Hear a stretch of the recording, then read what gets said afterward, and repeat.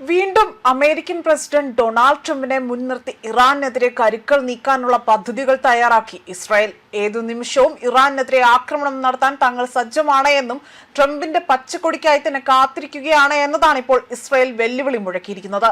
Israel പ്രതിരോധ മന്ത്രി Israel Katz ആണ് ഈ വിവരങ്ങൾ പുറത്തുവിട്ടിരിക്കുന്നത്.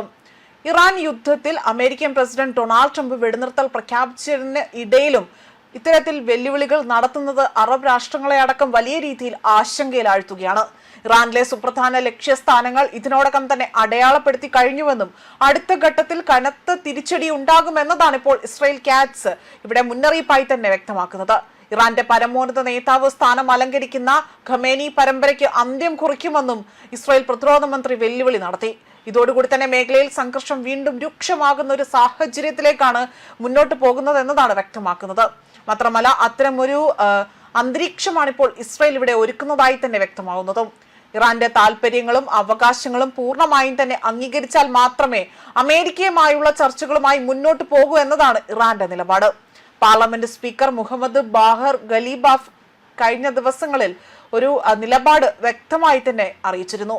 അമേരിക്ക ഏർപ്പെടുത്തിയ ഉപരോധം നീക്കാതെ ഹോർമോസ് കടലെടുക്ക് തുറന്നു കൊടുക്കില്ല എന്നും ഉപാധികൾ അംഗീകരിക്കാത്ത പക്ഷം നിലവിലെ വെടിനിർത്തൽ നീക്കങ്ങളും അതിന് പ്രസക്തിയില്ല എന്ന ഇറാന്റെ നിലപാട് ഇത്തരത്തിലൊരു നിലപാട് സ്പീക്കർ അറിയിച്ചതോടുകൂടി തന്നെ പശ്ചിമേഷ്യൻ പ്രതിസന്ധി കൂടുതൽ സങ്കീർണമായ ഘട്ടത്തിലേക്ക് തന്നെയാണ് എത്തി നിൽക്കുന്നത്. പാകിസ്ഥാനിൽ അവിടെ തുടങ്ങാനിരിക്കുന്ന അമേരിക്ക ഇറാൻ സമാധാന ചർച്ചയും കൂടുതൽ അനിശ്ചിതത്വത്തിലേക്ക് തന്നെ വഴിമുട്ടുകയാണ്. പാകിസ്ഥാനിലെ ചർച്ചയിൽ പങ്കെടുക്കില്ല എന്ന നിലപാട് സ്വീകരിച്ചിട്ടും അമേരിക്ക വെടിനിർത്തൽ നീട്ടിയത് തങ്ങളുടെ വിജയമാണ് എന്നും ഇറാൻ ഇവിടെ അവകാശപ്പെടുന്നുണ്ട്.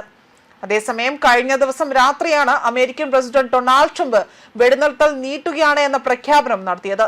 പുതിയ തീയതി പോലും പറയാതെയായിരുന്നു ട്രംപ് വെടിനിർത്തൽ നീട്ടി എന്ന ഒരു പ്രഖ്യാപനം ഇവിടെ, അതായത് ഇത്തരത്തിൽ വെടിനിർത്തൽ നീളാനുള്ള സാധ്യതയുണ്ട് എന്ന് വ്യക്തമാക്കിയത്. അതിനിടയിൽ സമാധാന ചർച്ച പുനരാരംഭിക്കുമെന്ന പ്രതീക്ഷയിലായിരുന്നു ലോകം. എന്നാൽ ഹോർമൂസിൽ കാര്യങ്ങൾ കൂടുതൽ സങ്കീർണമാകുന്നതായും ഇവിടെ അടയാളപ്പെടുത്തുകയും ഈ ആശങ്ക കൂടുതലായി തന്നെ വർദ്ധിക്കുകയും ചെയ്യുന്നുണ്ട്. അതേസമയം പശ്ചിമേഷ്യൻ യുദ്ധം മറ്റൊരു ഘട്ടത്തിലേക്ക് കടക്കുകയും മിഡിൽ ഈസ്റ്റിൽ മൂന്നാമത്തെ യുദ്ധക്കപ്പൽ കൂടി അണിനിരത്തിയിരിക്കുകയാണ് ട്രംപ്. മാത്രമല്ല ട്രംപ് ഇത്തരത്തിൽ വെടിനിർത്തൽ നീട്ടി നൽകുമെന്ന പ്രഖ്യാപനം നടത്തുകയും എന്നാൽ ഇത്തരത്തിൽ യുദ്ധക്കപ്പലുകൾ അവിടേക്ക് അയച്ചതിന്റെ ആ ഒരു ഉദ്ദേശശുദ്ധി ഇപ്പോൾ ചോദ്യം ചെയ്യപ്പെടുകയാണ്. ട്രംപ് ഇവിടെ എന്തിനുള്ള പുറപ്പാടാണ് എന്ന ചോദ്യങ്ങളടക്കം ഉയരുന്നു. ഫെബ്രുവരി അവസാനം ഇറാനെതിരെ ആരംഭിച്ച US ഇസ്രായേൽ വ്യോമാക്രമണങ്ങൾക്ക് 2 ആഴ്ചത്തെ താൽക്കാലിക വെടിനിർത്തൽ പ്രഖ്യാപിച്ചിരിക്കുന്ന സാഹചര്യത്തിലാണ് മൂന്നാമത്തെ വിമാനവാഹിനി കപ്പലിന്റെ വിന്യാസം നടന്നിരിക്കുന്നത്.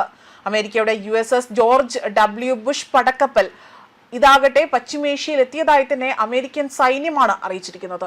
ഇതോടുകൂടി തന്നെ ഈ മേഖലയിൽ നിലയുറപ്പിച്ചിരിക്കുന്ന കൂറ്റൻ അമേരിക്കൻ യുദ്ധക്കപ്പലുകളുടെ എണ്ണം 3 മാറിയിരിക്കുകയാണ്. ഏപ്രിൽ 23 വിമാനവാഹിനി കപ്പൽ ഇന്ത്യൻ മഹാസമുദ്രത്തിലെ US സെൻട്രൽ കമാൻഡ് പരിധിയിലെത്തിയതായി തന്നെ സൈന്യം ഇവിടെ സ്ഥിരീകരണം നടത്തുകയും ചെയ്തിട്ടുണ്ട്. ന്യൂസ് ഡെസ്ക് കർമ്മ ന്യൂസ്.